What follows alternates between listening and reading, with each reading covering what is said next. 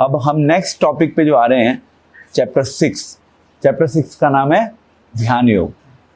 तो वहाँ पे हमने डिस्कस की थी कुछ क्वालिफिकेशंस, जो कर्म, योग एंड ज्ञान दोनों को जब वो मिलाते हैं तो उसकी चेतना क्या होती है, उसका मानसिक स्तर पे प्रभाव क्या होता है, मतलब हम किस कॉन्शियसनेस के साथ सोसाइटी में जीते हैं। और उसका ये एक एग्जाम्पल था समभाव से रहना।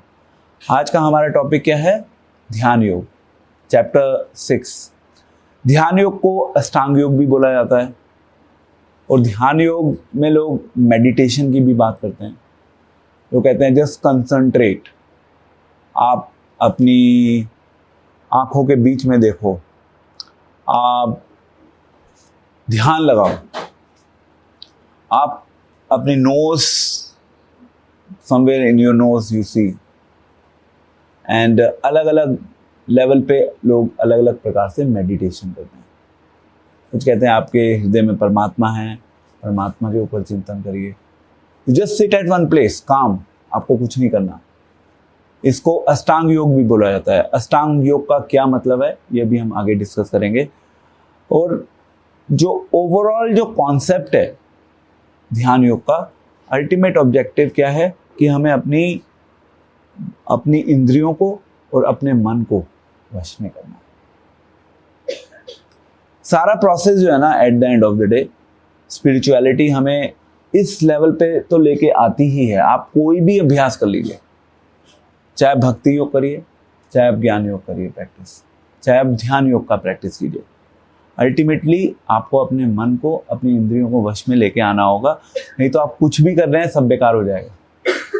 तो अगर आप अपने जीवन में भक्ति योग का अभ्यास कर रहे हैं तो भक्ति योग मीन्स आपको इमीडिएटली अपने मन को, अपने इंद्रियों को वश में करने के लिए कुछ कंक्रीट एक्शन लेना है।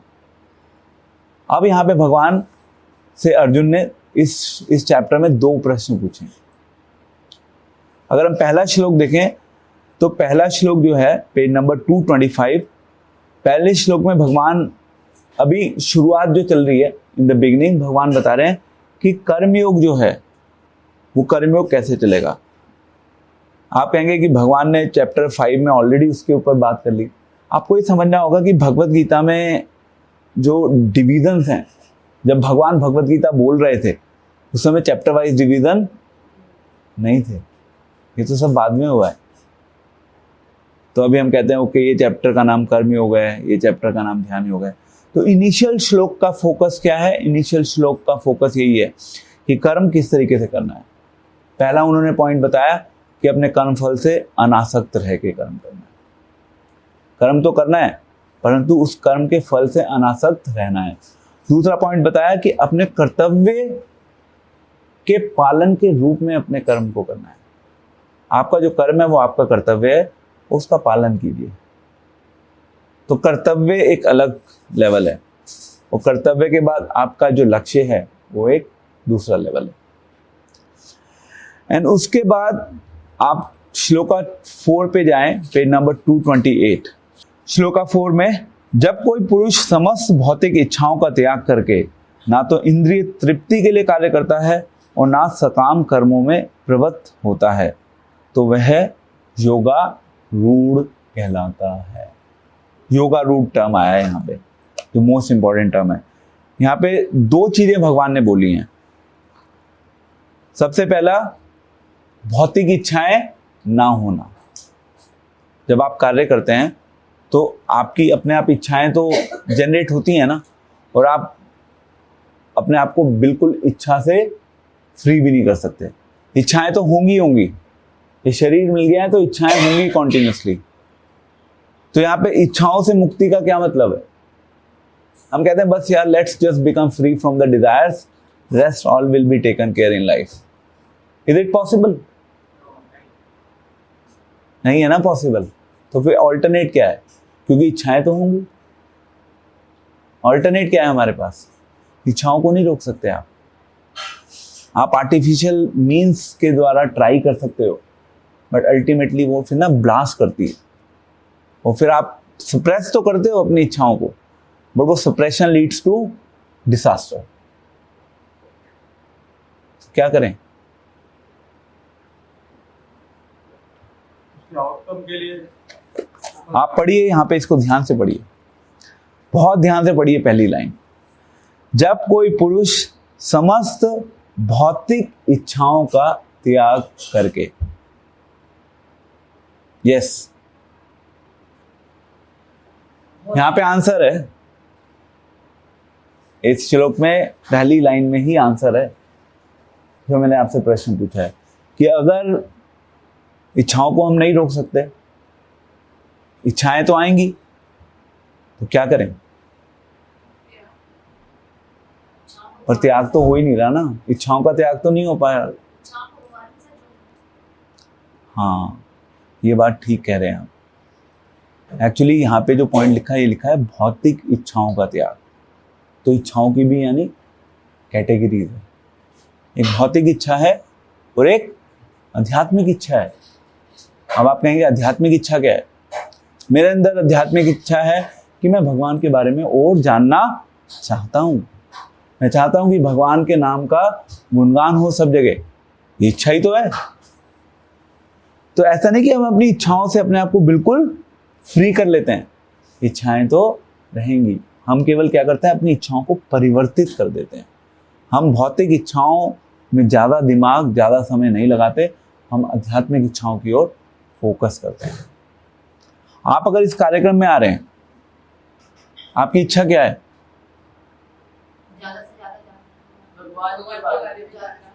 भगवान के बारे में ज़्यादा से ज़्यादा जानना चाहते हैं, इसलिए आप इस प्रोग्राम में आते हैं। बहुत सिंपल है। तो ये आप अपनी इच्छा ही तो है स्पिरिचुअल। अब इस इच्छा में कोई प्रॉब्लम है? कहीं कोई प्रॉब्लम है इस इच्छा में? कोई प्रॉब्लम ही नहीं है इस इच्छा में, क्योंकि ये स्पिरिचुअल इच्छा है।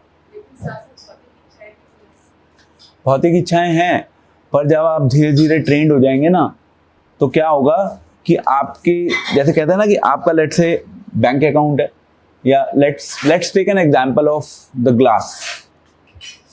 जो पानी का ग्लास होता है वो ऑलरेडी भरा हुआ है, ठीक है, उसमें पानी भरा हुआ है, और आप क्या करते हैं, तो वो हमारी बेसिकली मटेरियल डिजायर्स हैं।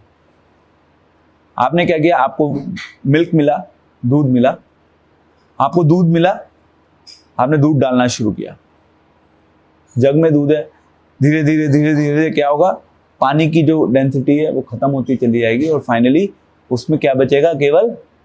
तो अभी हम क्या हैं, अभी हम धीरे धीरे दूध डाल रहे हैं, अभी ग्लास क्या है, पानी से भरा हुआ। तो हमारा ये फोकस है कि हम बेसिकली ये जो पानी है, इस पानी के एलिमेंट को धीरे धीरे हटा दें, और एक स्टेज ऐसी आएगी जब वो पानी का एलिमेंट जीरो भी हो जाए। फिर हम कार्य करेंगे, वहां पे कर्तव्य बोध होगा, उसके लिए बहुत ज्यादा इच्छाएं हम विकसित नहीं करेंगे।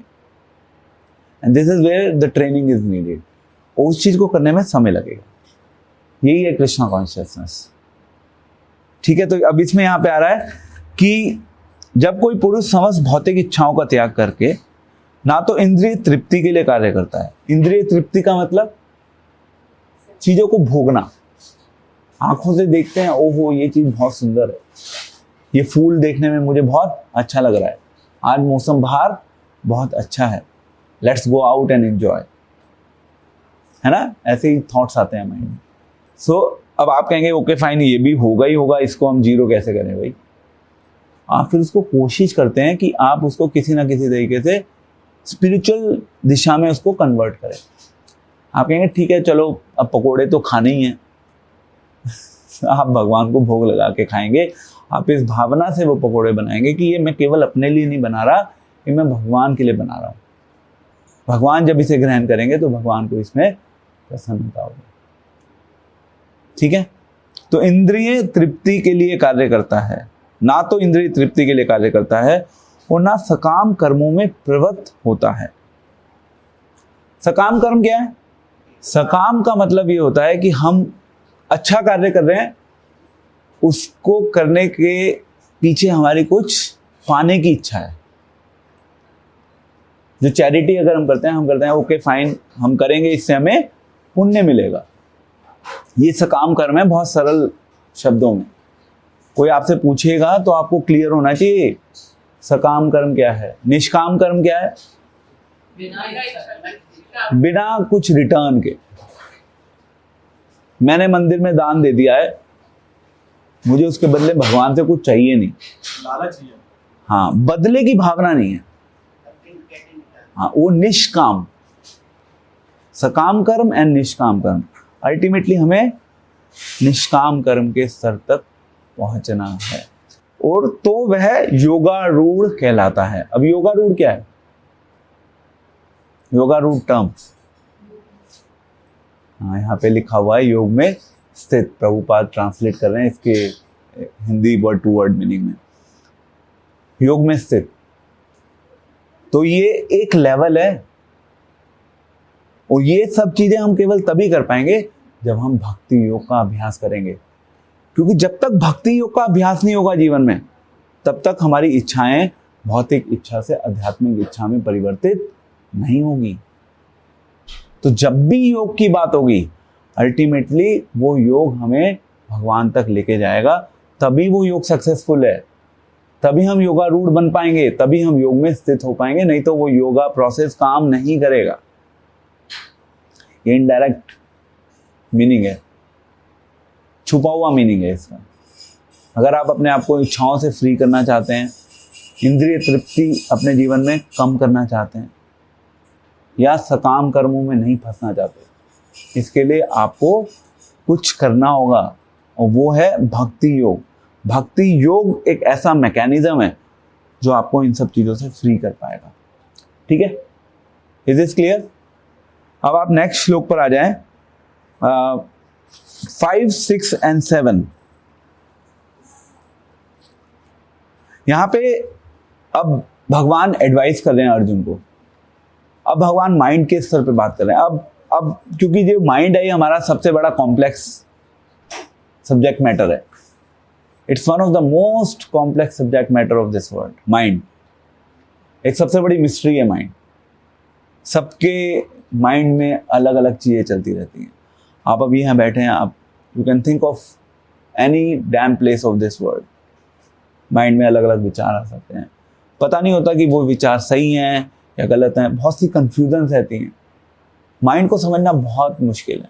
बड़े बड़े रिसर्चर्स, बड़े बड़े साइंटिस्ट, बड़े बड़े फिलोसोफर्स इसके ऊपर बहुत अध्ययन कर चुके हैं, बट अभी तक वो किसी कंक्लूजन पे नहीं पहुंच पाए। So mind in itself is a mystery.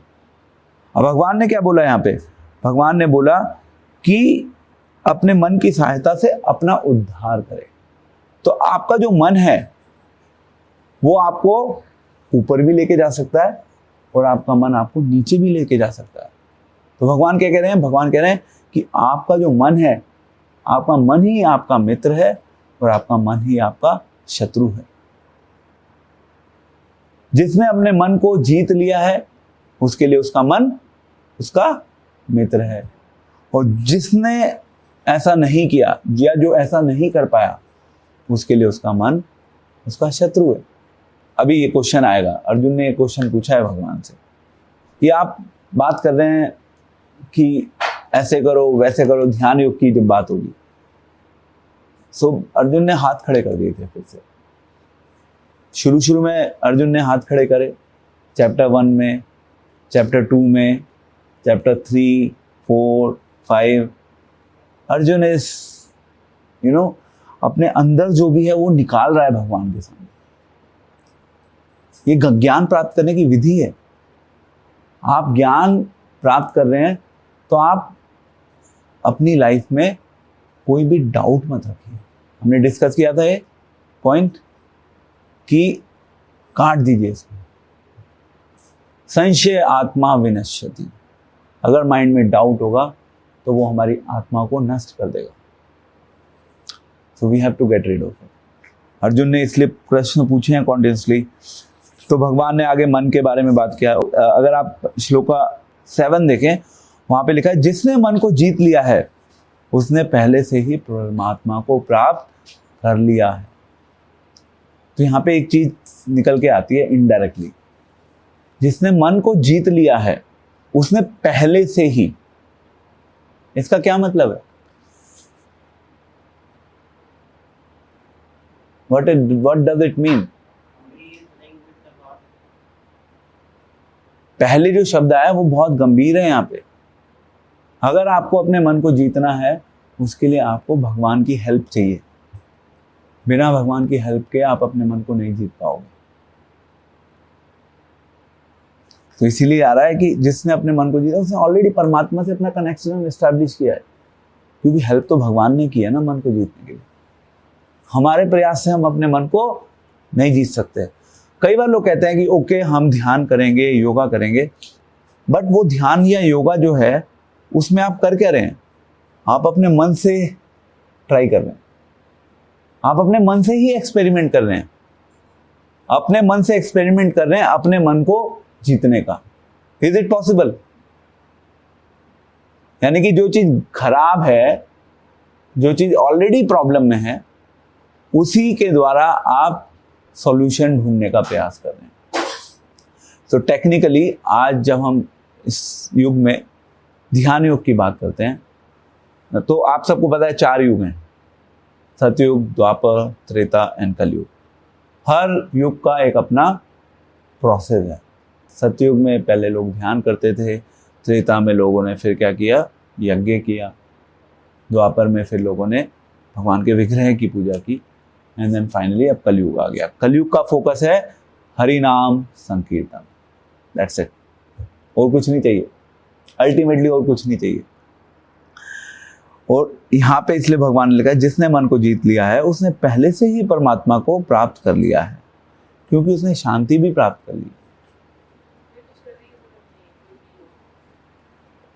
बाकी सब केवल सपोर्ट है, क्योंकि अभी हम भक्ति में, क्योंकि पूर्ण रूप से एस्टैब्लिश नहीं है ना, अभी हम 24 घंटे भक्ति नहीं कर सकते। We are in the training school.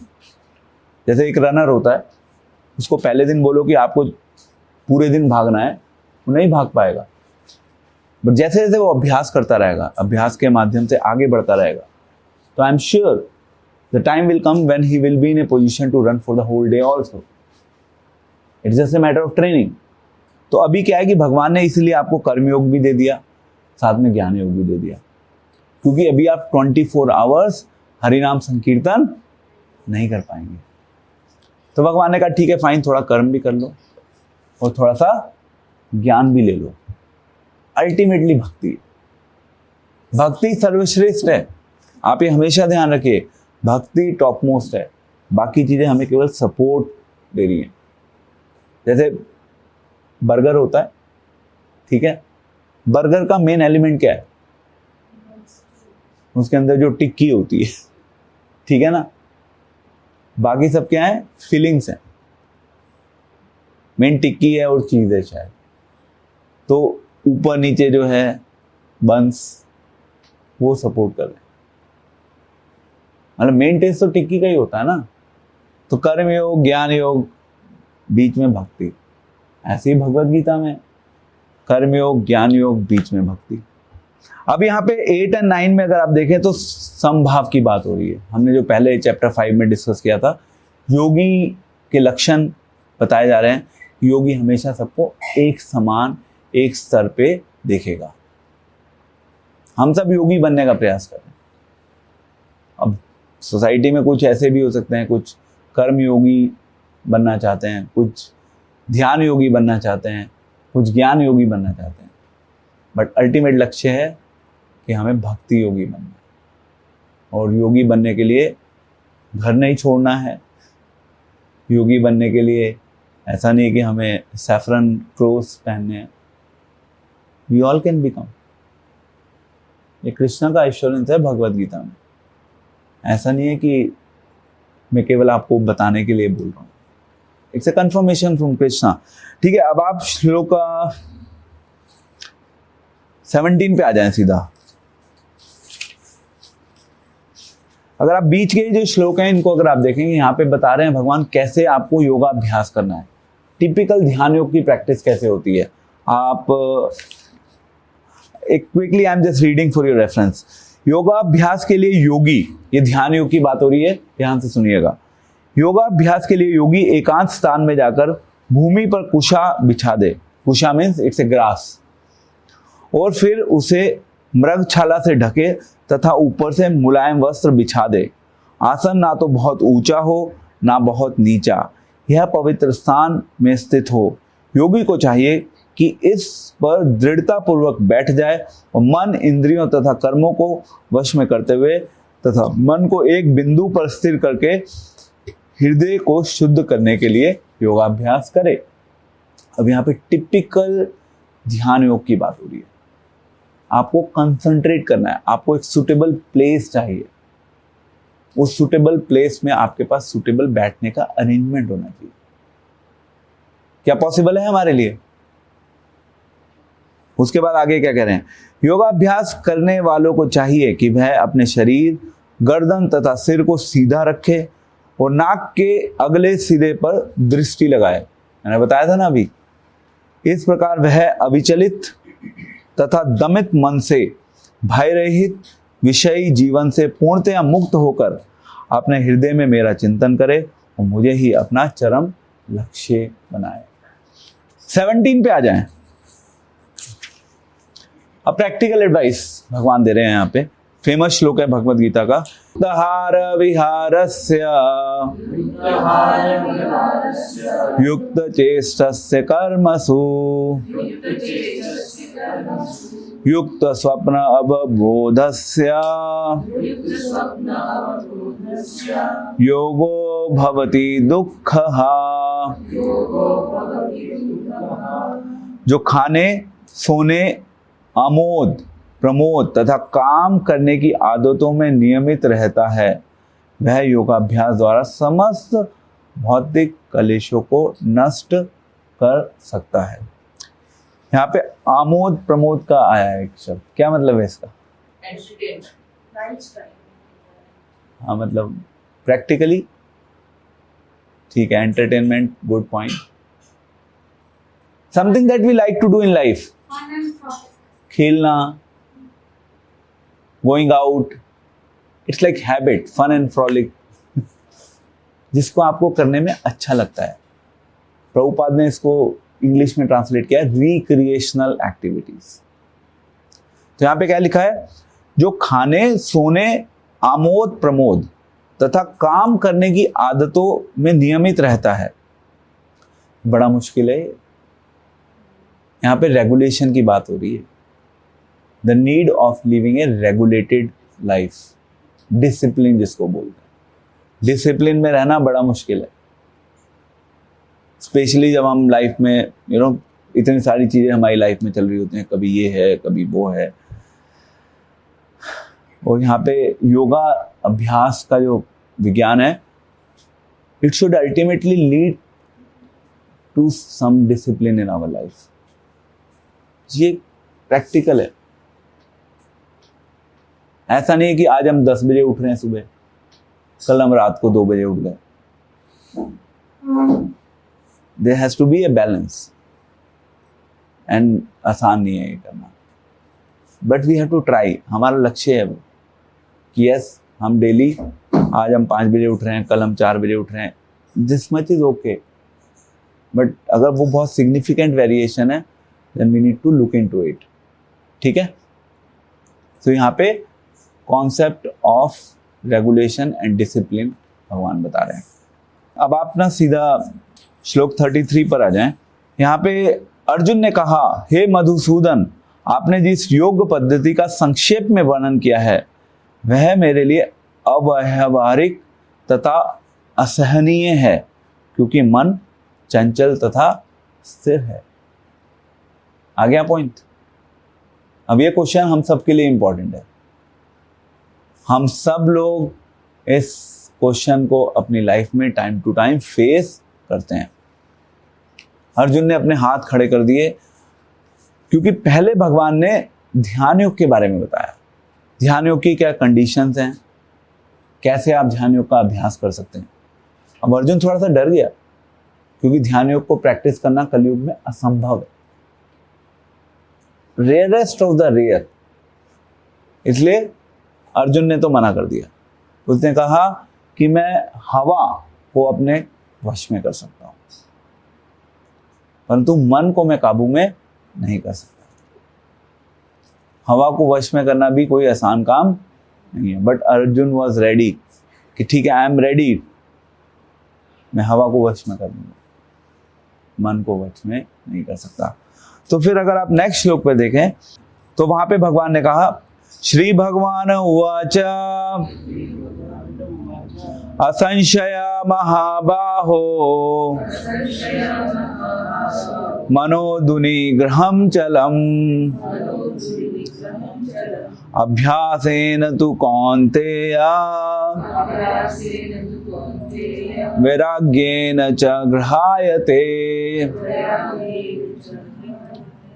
भगवान श्री कृष्ण ने कहा, हे महाबाहु कुंती पुत्र, निसंदेह चंचल मन को वश में करना अत्यंत कठिन है, किंतु उपयुक्त अभ्यास द्वारा तथा विरक्ति द्वारा ऐसा संभव है। अब यहाँ पे देखिए, कृष्णा इज वेरी इंटेलिजेंट। यहाँ पे भगवान ने अर्जुन के लिए क्या यूज किया है? महाबाहो। क्यों यूज किया महाबाहो?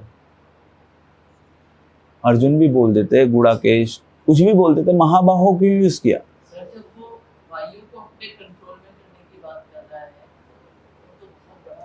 हाँ, तो अब भगवान यहाँ पे अर्जुन को उस नाम से पुकार रहे हैं जो नाम उस समय जो डिस्कशन चल रही है उसके लिए बिल्कुल एप्रोप्रिएट है। महाबाहो, आप वायु तक को कंट्रोल कर पा रहे हो, बट आप मन को कंट्रोल नहीं कर पा रहे, तो ये कार्य मुश्किल है अर्जुन। भगवान ने सबसे पहले एक्सेप्ट किया, एक्नॉलेज किया इस प्रॉब्लम को। तो इसी प्रकार से जब हम सोसाइटी में लोगों को एडवाइस करते हैं तो हमें लोगों की पहले प्रॉब्लम्स को एक्सेप्ट करना चाहिए, एक्नॉलेज करना चाहिए। हम सीधा अपनी एडवाइस देना शुरू कर दें, नहीं नहीं नहीं, आप जो कह रहे हो सब गलत है, ऐसे नहीं होता। बेचारा अपनी रियल प्रॉब्लम में जब होता है कोई, वो उसी को पता होता है। तो एक अच्छे टीचर का गुण है, पहले भगवान ने उसकी प्रॉब्लम को एक्सेप्ट किया, एक्नॉलेज किया, फिर भगवान ने बोला कि yes it is very difficult, but दो चीजें हैं उसके लिए। अगर आप ये दो चीजें कर लोगे तो फिर आप अपने मन को वश में कर सकते हैं। दो चीजें क्या हैं? अभ्यास येन तु कौन्तेय वैराग्येन च गृह्यते।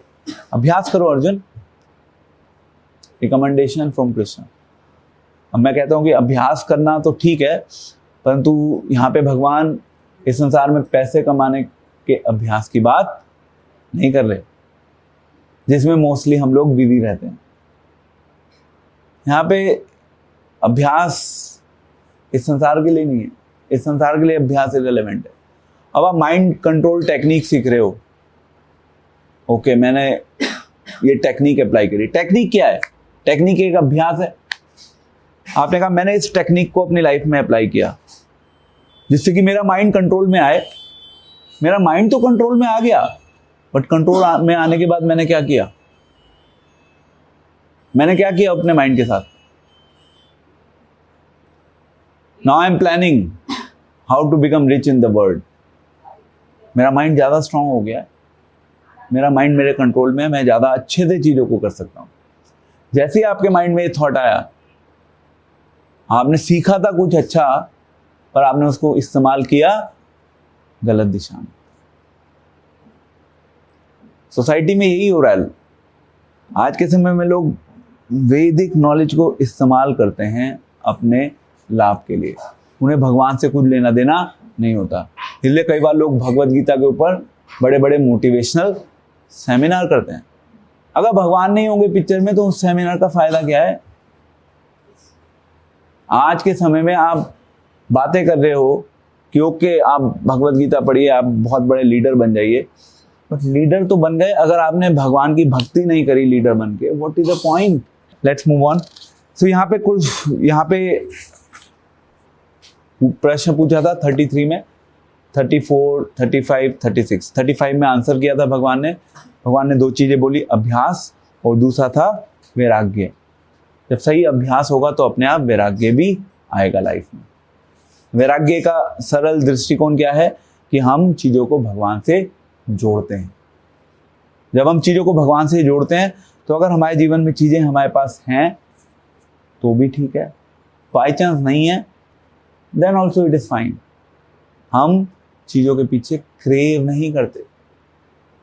आपके पास गाड़ी है, आप उस गाड़ी से मंदिर जा रहे हैं, ये सबसे बड़ा वैराग्य है, ये भी वैराग्य है।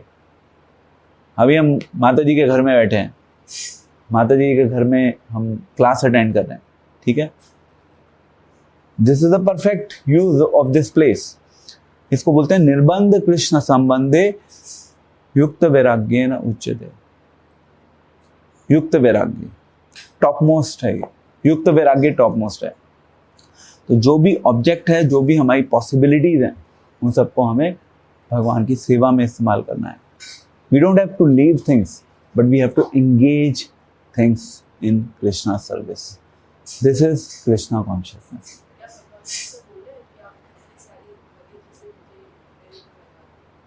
देखिए भगवान ने,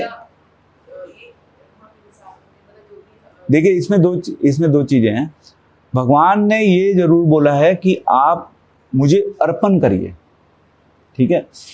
भगवान ने स्पेसिफिकली ये नहीं बोला कि मुझे अपने पैसे अर्पण कीजिए, बट वो इट गोज बाय डिफॉल्ट। उसको भगवान को एक्सप्रेसली बोलने की आवश्यकता नहीं है। जैसे एक श्लोक है, यत् करोषि यत् अश्नासि यज्ञ शिष्टांग तन्ते, वो 3rd चैप्टर में आ रहा था ना, 3rd या 4th चैप्टर में। तो अल्टीमेटली भगवान दे रहे हैं रेफरेंसेस। हो सकता है कि we are not in a position to offer the 100% of the fruit, 10% कर दें, 5% कर दें, कुछ तो करें। धीरे धीरे उससे क्या होगा, हमारी धन से आसक्ति कम होने लगेगी। इसीलिए जो कॉन्सेप्ट ऑफ डोनेशन है ना गृहस्थास के लिए, वो इंपॉर्टेंट है। भगवान को कोई पैसे नहीं चाहिए हमसे। Krishna is not interested in what we are cooking. Krishna is interested in basically our भावना। इसलिए बोलते हैं भावग्राही जनार्दना। वो भाव देखते हैं आपके, और हमें भाव विकसित करने हैं। उन भावों को विकसित करने के लिए देने की भावना हमारे हृदय में होनी चाहिए। जब तक देने की भावना नहीं होगी, तब तक हमारे सही भाव विकसित नहीं हो सकते। Krishna doesn't need anything from us, it is for our welfare. Krishna is suggesting us in Bhagavad Gita, okay please you can give me this, you can give me this, but he doesn't need it for himself, ठीक है। Okay, बहुत कुछ हो गया। अब last question है text 37। यहां पे अर्जुन ने कहा, हे कृष्णा, उस असफल योगी की गति क्या है जो प्रारंभ में श्रद्धा पूर्वक आत्म साक्षात्कार की विधि ग्रहण करता है, किंतु बाद में भौतिकता के कारण उससे विचलित हो जाता है और योग सिद्धि को प्राप्त नहीं कर पाता। अभी अर्जुन का डाउट है और भगवान ने टेक्स्ट 40 से इसका आंसर करना शुरू किया, 40 to 47 तक। अभी बहुत अच्छा क्वेश्चन है। क्वेश्चन आपको समझ आया? क्वेश्चन ये है कि आपने लेट से कृष्णा भक्ति शुरू करी। यहाँ पे स्पेसिफिकली योगी के रेफरेंस में बात आ रही है, बेसिकली ध्यान योगी के रेफरेंस में। ओके, लेट्स टॉक अबाउट ध्यान योगी ओनली। कोई ध्यान योगी हो सकता है जिसकी चेष्टा अच्छी है, वो अपने लेवल पे पूरा प्रयास कर रहा है, सब कुछ ठीक ठाक कर रहा है। तो अर्जुन ने पूछा कि वो कर रहा था, करते करते वो गिर गया। गिर गया मीन्स वापस भौतिक संसार में आ गया, मटेरियल लाइफ लीड करनी शुरू कर दी। Joy, let's go back. कहाँ फंस गया था मैं, कहाँ पकड़ लिया था मुझे डिवोटीज ने। तो वो वापस हमारे जो बीज होते हैं, हमारे हार्ट में बीज हैं, पाप के बीज हैं, वो बीज अपने आप से स्प्राउट हो जाते हैं एकदम से, और फिर हम गलत करना शुरू कर देते हैं दोबारा से। तो उसने पूछा भगवान से कि क्या होगा उनका।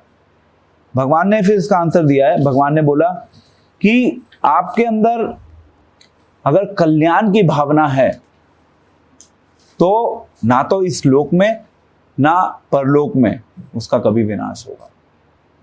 अगर कल्याण की भावना है तो भावना बहुत महत्वपूर्ण है। कार्य जो है, अल्टीमेटली कार्य इतना महत्वपूर्ण नहीं है, भावना महत्वपूर्ण है। भगवान हमारी भावनाओं को देखते हैं। कार्य तो चलो समय के साथ हो जाएगा, इसका मतलब ये नहीं कि कार्य का कोई रोल नहीं है, बट भावना इंपॉर्टेंट है अल्टीमेटली। वो अच्छा कार्य सही ढंग से जब किया जाएगा तो वो हमें सही भावनाओं तक लेकर जाएगा। एक इंपॉर्टेंट श्लोक है 41। असफल योगी पवित्रात्माओं के लोकों में अनेकानेक वर्षों तक भोग करने के बाद या तो सदाचारी पुरुषों के परिवार में या कि धनवानों के कुल में जन्म लेता है। यहाँ पे अब भगवान बता रहे हैं कि क्या होगा अगर हमने भक्ति शुरू की, योगा अभ्यास शुरू किया, बीच में हम फंस गए इस संसार में, तो उसका क्या होगा। वो कह रहे हैं कि वो घूमेगा अलग अलग लोकों में, फाइनली वो आएगा वापस किसी सदाचारी पुरुषों के परिवार में, अच्छी फैमिली में उसका जन्म होगा, अच्छे परिवार में जन्म होगा जहाँ पे उसको धन धान्य मिलेगा। देखिए आज के समय में क्या होता है, 2 बच्चे हैं, एक अमीर परिवार में जन्म ले रहा है, एक गरीब परिवार में जन्म ले रहा है। जो अमीर परिवार में जन्म ले रहा है वो पैदा ही सोने की चम्मच के साथ हुआ है, सोने की चांदी की चम्मच जो भी होता है। और जो गरीब परिवार में है उसको बेचारे को खाने को भी नहीं मिल पाता कई बार। तो क्या करें, कुछ कर सकते हैं? क्या बोलेंगे हम फाइनली? वो उसके भाग्य हैं कि वो उस परिवार में है, वो उसके भाग्य हैं। तो हम मैक्सिमम, हम अगर भक्ति में कुछ नहीं कर सकते तो एटलीस्ट अपना अच्छा भाग्य तो बना ले, एटलीस्ट। तो लोगों को यही नहीं पता कि अपना अच्छा भाग्य कैसे बनाना है। लोग उल्टी सीधी चीजें करते रहते हैं इस संसार में। उनको लगता है कि केवल मेहनत करके भाग्य बनेगा। केवल मेहनत करके भाग्य नहीं बनता, पर भक्ति अगर हम करेंगे सही ढंग से तो भक्ति हमारा भाग्य जरूर बना सकती है। अगर हम अच्छे से ट्राई करेंगे, मैंने खुद अनुभव किया है इस चीज को, मैं इसलिए कह रहा हूं आपको कि अगर आप सही ढंग से ट्राई करेंगे ना तो भक्ति आपका अपने आप भाग्य बना देगी। हम भाग्य के पीछे भागते नहीं हैं, पर भक्ति अपने आप कई बार वो फ्रूट आपको दे देगी। तो अगर हम अपना भाग्य बनाना चाहते हैं, हमें ये भी नहीं पता कि हमारा भाग्य कैसे बनेगा। लोगों को लग रहा है केवल प्रयास से भाग्य बन जाएगा। केवल प्रयास से भाग्य नहीं बन सकता। That's a problem in today's society. हमारे शास्त्रों में ये कहीं नहीं लिखा कि केवल प्रयास से आप भाग्य बना सकते हैं। और बहुत सारे फैक्टर्स काम करते हैं। टोटल 5 फैक्टर्स हैं। चैप्टर 18 में बताया भगवान ने, मैं बताऊंगा उसके बारे में। 5 फैक्टर्स हैं जो काम करते हैं। हमें लगता है केवल प्रयास काम करते हैं। जो एक ऑर्डिनरी मटेरियलिस्टिक आदमी होता है वो इस प्रिंसिपल पे जीता है लाइफ। प्रयास प्रयास प्रयास, और उस प्रयास में पूरा जीवन निकाल देता है। ओके, लास्ट श्लोक पे आ जाइए। योगिनाम अपि सर्वेषां मद्गतेरन्तरात्मनां श्रद्धावान् भजते यो मां सामे युक्त तमो मता। अब यहाँ पे योगियों का गुण बता रहे हैं भगवान। योगा अभ्यास जब आप करेंगे तो फाइनली उसका रिजल्ट क्या होगा। चाहे आप ध्यान योग कर रहे हैं, चाहे आप ज्ञान योग कर रहे हैं, चाहे आप भक्ति योग कर रहे हैं, अगर आप इस स्तर तक पहुंच गए तो ठीक है, कोई प्रॉब्लम नहीं है। पहली चीज बता रहे हैं भगवान, अपने अंतःकरण से वो हमेशा मेरे बारे में सोचेगा। एक मिनट में, लेट मी कंप्लीट। हमेशा वो अपने बारे में नहीं सोचेगा, मेरे बारे में सोचेगा। अब वो मेरा क्या है? भगवान है, क्योंकि भगवान बोल रहे हैं ना गीता। मेरे बारे में सोचेगा, मेरी दिव्य भक्ति करेगा। सोचते रहेंगे भगवान के बारे में, कुछ प्रैक्टिकली भक्ति भी करेंगे फिर हम। और योग में मुझसे परम अंतरंग रूप में युक्त रहता है, जुड़ा रहता है वो हमेशा। उसकी चेतना हमेशा भगवान से जुड़ी हुई है। वो हमेशा भगवान के बारे में सोच रहा है कि किस प्रकार से मेरे जीवन के कार्य भगवान को संतुष्ट कर सकते हैं। केवल उसके माइंड में यही थॉट चलता है और कुछ नहीं चलता। और सबों में सर्वोच्च है, यही मेरा मत है।